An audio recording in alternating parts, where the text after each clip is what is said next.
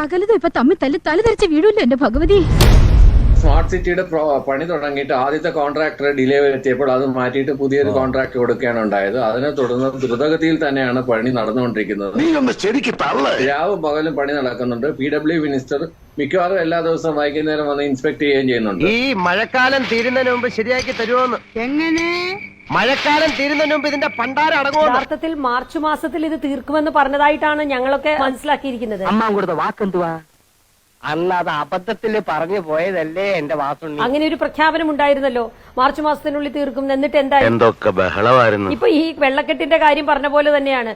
വെള്ളക്കെട്ട് തുടങ്ങി മഴ തുടങ്ങി കഴിയുമ്പോ കുറച്ച് തൂമ്പായും കാര്യങ്ങളുമായി വന്നിട്ട് വൃത്തിയാക്കാൻ നോക്കുകയാണ്. പത്രത്തിന്റെ ഫ്രണ്ട് പേജിലാണ് എന്തൊക്കെ അക്ഷരത്തിൽ വാർത്ത വന്നിരിക്കുന്നത്. ഇനി നിന്നെയൊന്നും എനിക്ക് ആവശ്യമില്ല. ഞാൻ പറഞ്ഞ വലിയ നീരൊഴുക്കാവുള്ള തോടുകളിലൂടെ ഒരിക്കലും മനുഷ്യർക്ക് ഇറങ്ങി അവിടെ വൃത്തിയാക്കാൻ കഴിയില്ല. അതിന് നല്ല എക്യുപ്മെന്റ്സ് വേണം. എന്തുകൊണ്ടാണ് അത്തരം എക്യുപ്മെന്റ്സ് കൊണ്ടുവന്ന് ശരിയായ രീതിയിലുള്ള ചെളിയെടുക്കൽ, ചെളി വാരൽ നടത്തുവാൻ ഈ നഗരസഭകൾക്ക് കഴിയാതെ പോകുന്നത്? ഇതിനിടയിൽ എന്താ സംഭവിച്ചത്? പിന്നെ സാറേ, കള്ളന്മാരും പോലീസുകാരാണല്ലോ ഈ നാട് ഭരിക്കുന്നത്. ഓരോ ഗുണ്ടകളെടുത്ത് നാലെണ്ണം കിട്ടിക്കഴിഞ്ഞാൽ നമ്മൾ എന്ത് നാട് പരിപാടിയും ചെയ്തു. അതിനുള്ള ഫണ്ടുകൾ പല രീതിയിൽ കൊടുക്കുന്നു. എങ്ങനെയാണ് നഗരത്തിൽ ശരിയായ രീതി? ഇപ്പൊ മേയർക്ക് എന്താണ് പറയാനുള്ളത്? ജനാധിപത്യം നടപ്പിലാക്കാൻ ഒരുപാട് പണം. ഈ ആഴ്ച കണ്ണൂരിൽ നടക്കാൻ പോകുന്ന പാർട്ടികളുടെ സംസ്ഥാന സമ്മേളനത്തിന് ഇവിടെ എത്ര പേർ സംഭാവന തന്നിട്ടുണ്ട്? ഇത് വലിയ ശല്യമായല്ലോ. ഞാൻ നിങ്ങൾ ഉദ്ദേശിക്കുന്ന ആളല്ല. ശരിക്കും പറഞ്ഞാൽ ഈ ഒരു ഘട്ടത്തിൽ മേയർ വന്ന് എന്താണ് യഥാർത്ഥത്തിൽ നടക്കുന്നത്, റോബോട്ട് എവിടെ പോയി, ഇതൊക്കെ പറയേണ്ട ആളാണ്. തട്ടിക്കൊണ്ടുപോയി ആ സംഗതി കറങ്ങി തിരിഞ്ഞിപ്പോ എന്റെ തലയിലായി. എവിടെ പോകുന്നു എന്നാണ് പറയുന്നത് മഞ്ജുഷ്? മേയർ എവിടെ പോകുന്നു എന്നാണ് പറയുന്നത്? ഞങ്ങൾ ആരും ഇവിടെ കാണുന്നില്ല. അതാ സാർ പറഞ്ഞു വരുന്നത്. എന്റെ ഒരു ഫ്രണ്ട്. നീ ഒന്നും പണയണ്ട എടാ. ഈ കാരണം പറഞ്ഞ് നമ്മൾ തമ്മിൽ ഉടക്കുമെന്നും കാക്കാത്തേനോട്. അല്ല, ഞാൻ ചോദിക്കുന്നത് ഈ മഴ വരുമ്പോ മാത്രം മേയർക്ക് തിരക്ക് എന്ന് പറഞ്ഞ മഴയ്ക്ക് മുമ്പാണ് മേയർക്ക് തിരക്ക് വരേണ്ടത്. അതെ, നീ ഇവിടുത്തെ ആരാ? അയ്യോ, അത് പിന്നെ നേരും നെറിവും മനസാക്ഷിയും ഒക്കെ ആയിക്കൂടെ? മേയർ അന്വേഷിച്ചോ എന്തുകൊണ്ടാണ് ഈ ശുചീകരണ പ്രവർത്തനം നടത്താത്തത്? ഞങ്ങളൊക്കെ ചോദിക്കുമ്പോ പറയാം 50% കഴിഞ്ഞു, ഇവിടെ തുടങ്ങിയിട്ടില്ല. ഇനി നമ്മളിപ്പോ എന്താ ചെയ്യാ? ഞാനൊന്ന് പറഞ്ഞോട്ടെ, നമ്മളിപ്പോ എന്താ ചെയ്യുക? ഇതുപോലുള്ള മഴയൊക്കെ അപ്രതീക്ഷിതമായി കേരളത്തിൽ എല്ലാ കാലത്തും വരുന്നതല്ലേ.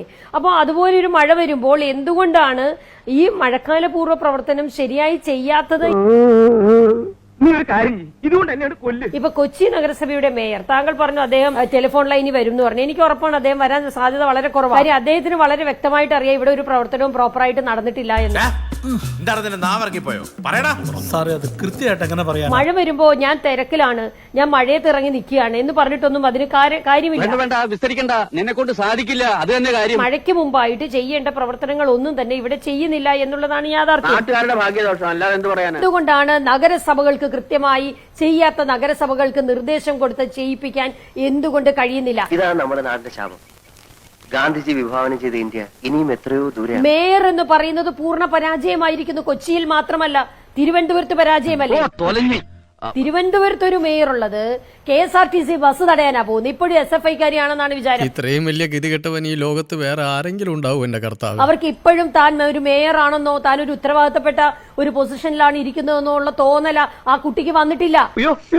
അങ്ങനെ പറഞ്ഞാൽ ഇപ്പോഴും കൊച്ചുകുട്ടിയാണെന്നാണ് വിചാരം. അവിടെ ബസ് തടയാനും അതുപോലെ ഡ്രൈവറിനെ ചീത്ത വിളിക്കാനും പോവുകയാണ്. അല്പന ഐശ്വര്യം കിട്ടിയാൽ അർദ്ധരാത്രിക്ക് ഉടപിടിക്കുന്ന കേട്ടിട്ടേ. എന്തുകൊണ്ടാണ് തിരുവനന്തപുരത്തുണ്ടായ ഈ വെള്ളക്കെട്ട്? സ്മാർട്ട് സിറ്റിയുടെ പണി കഴിഞ്ഞ മാർച്ചിൽ തീർക്കുമെന്നായിരുന്നല്ലോ ഗവൺമെന്റ് പറഞ്ഞിരുന്നത്.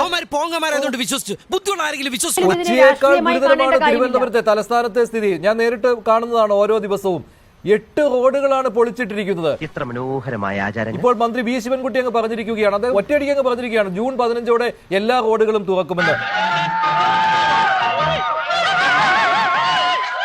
അല്ലേലും ഇവനൊന്നും ആവശ്യത്തിന് ഉപകരിക്കില്ല. ശ്രീ കാരശ്ശേരി മാഷെ, ഇവിടെ സർക്കാർ കത്ത് പ്രകാരം കണ്ണൂരിലെ ജയിൽ സൂപ്രണ്ട് സിറ്റി പോലീസ് കമ്മീഷണറോട് സ്പെഷ്യൽ റെമിഷന് വേണ്ടി സർക്കാരിലേക്ക് സമർപ്പിക്കാനുള്ള അടിയന്തര റിപ്പോർട്ട് ആവശ്യപ്പെടുകയാണ്. കേവലം ഇതാരും ഒന്നും അറിയാതെ ആകാശത്ത് പൊട്ടി വീണ മട്ടിൽ നോട്ടപ്പിശകാണ് എന്ന് ഉപ്പ് തൊടാന്ന് വിഴുങ്ങാൻ കഴിയോ ചെമ്മൻ കാരശ്ശേരി? ഓ, അതാണോ കാര്യം? മുതലാളിക്ക് ഇങ്ങനെ ചില ഏർപ്പാടുകളൊക്കെ ഉണ്ടല്ലേ? എന്ത് ഏർപ്പാട്? ഇവിടെ ഒരു ഏർപ്പാടുമില്ല. എന്തൊരു തമാശയാണ് ഹാഷ്മി ഇതൊക്കെ കേൾക്കുന്നത്. പേടിയില്ലായ്മ വിവരക്കേടാ. പക്ഷേ വിവരമില്ലാത്തവർക്ക് പറഞ്ഞാൽ മനസ്സിലാവില്ല. എനിക്ക് വിവരമുണ്ട് എന്ന് മറ്റുള്ളവർക്ക് കൂടെ തോന്നണ്ടേ? ഒരു ഗവൺമെന്റിന്റെ നയപരമായ കാര്യങ്ങളിൽ നിന്ന് വ്യത്യസ്തമായോ അതിന് വിരുദ്ധമായോ ഒരു ജയിൽ സൂപ്രണ്ട് പെരുമാറുന്ന വിചാരിക്കുന്നത് വെള്ളരിക്ക പട്ടണമാണോ? നീ എന്താടാ ഒന്ന് ഉരിയാടാത്തത്? ഉരിയാടാ സൂര്യ. അതിലെ പിന്നീട് കുറ്റവാളികൾക്ക് വേണ്ടി, അതാണ് കോടതി കുറ്റവാളികളായി വിധിച്ച ആളുകൾക്ക് വേണ്ടി ഈ പാർട്ടി എന്തൊക്കെയാ ചെയ്യുന്നത്?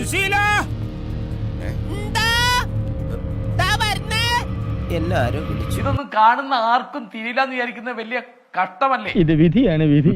നീ ധൈര്യമായിട്ടിരിക്കും. പാർട്ടി ആ കൊലപാതകത്തെ എല്ലാ അർത്ഥത്തിലും വിലമതിക്കുന്നു എന്ന് കാണിക്കുന്നതാണ് അതുമായിട്ട് ബന്ധപ്പെട്ട എല്ലാ വാർത്തകളും. നിങ്ങൾ അതിര് കിടക്കുന്നു. അല്ല സുഹൃത്തെ, നിങ്ങളെ പോലെ ഒരുപാട് പേരെ ഞാൻ കണ്ടിട്ടുണ്ട് ഇതുപോലെ എന്തെങ്കിലും കാരണം പറഞ്ഞ ഒരു റെസീറ്റ് ബുക്കുമായിട്ട് ഇറങ്ങും. അപ്പൊ അത് ലൈവ് ആക്കി അത് സജീവമാക്കി ആ പ്രശ്നം നിലനിർത്തുന്നാരാ? CPM ആണ്. തന്റെ കാര്യം ഞാൻ ഏറ്റു. ഏറ്റു എന്ന് പറഞ്ഞാൽ ഏറ്റു. സംശയിക്കില്ല, ഞാൻ ഏറ്റു. അവരുടെ പാർട്ടി അല്ലെങ്കിൽ അവരുടെ ഗവൺമെന്റ് അതിലെ കുറ്റവാളികളായ കോടതി വിധിച്ച പ്രതികളോട് കാണിക്കുന്ന ആനുകൂല്യം, ഈ മനസ്സിൽ കുഷ്ഠം വെച്ചിട്ട് എത്ര ദൈവങ്ങളെ ഫോട്ടോ ഫ്രെയിം ചെയ്തിട്ട് ഒരു കാര്യമില്ല. അവരോട് കാണിക്കുന്ന സൗജന്യം, അത് എല്ലാ അർത്ഥത്തിലും അക്രമത്തിന്, ഗുണ്ടായിസത്തിന് എല്ലാ പ്രോത്സാഹനം കൊടുക്കുന്ന രീതിയിലാണ്. മുമ്പ് എനിക്ക് അങ്ങനെ സംശയം ഉണ്ടായി. ഇപ്പൊ ഉറപ്പായി. പൊതുവെ ഇപ്പൊ ആളുകൾ പറയുന്നത് അവര് വായ തുറന്നാൽ ഇവരുടെ ആഫീസ് പൂട്ടും, അതുകൊണ്ട് അവരുടെ ബ്ലാക്ക് മെയിലിങ്ങിന് വിധേയരായിട്ടാണ് ഇങ്ങനെയൊക്കെ ചെയ്യുന്നത്.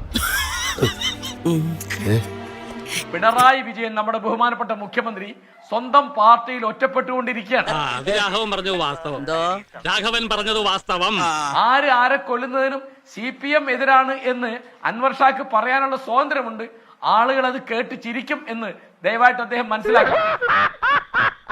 അക്രമരാഹിത്യമാണ് അവരുടെ ഏർപ്പാട്, CPM-ന്റെ ഏർപ്പാട് എന്ന് തീർച്ചയായിട്ടും നാട്ടുകാരോട് പറയാൻ സ്വാതന്ത്ര്യമുണ്ട്.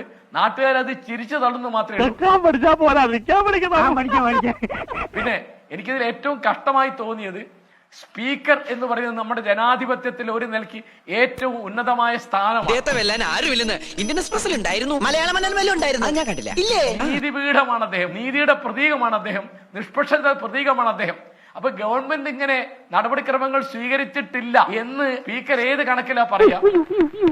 നീ ഇങ്ങനെ നിരാശപ്പെടാതെ. നിരാശയല്ലടാ, നിന്നെ പോലത്തെ ഒരു മരമണ്ടന്റെ കൂടെ ഇങ്ങനെ ഒരു മണ്ടത്തരത്തിന് ഇറങ്ങി തിരിച്ചല്ലോ ഓർത്ത് ചെയ്തു പോയത്. ഇങ്ങനെ മരിക്കുന്നതിന് മുൻപും മരിച്ചിട്ടും ബഹുമാനപ്പെട്ട മുഖ്യമന്ത്രി ചന്ദ്രശേഖരനെ വിളിച്ചത് കുലംകുത്തി. ഔചിത്യം, ഔചിത്യം, ഔചിത്യം എന്നൊരു സാധനമുണ്ട്. ഒരു മനുഷ്യനായ കുറച്ചൊക്കെ ഔചിത്യം. ഒരു 6 ഇഞ്ച് നീങ്ങി ഒരു ചുവന്ന സ്വിച്ച് കാണുന്നുണ്ടോ? കാണുന്നുണ്ട്. ഈ സ്വിച്ചിന്റെ കാര്യമാണ്. ചുവന്ന സ്വിച്ച് അമർത്തി. അമർത്തിയോ? ആ, അമർത്തി.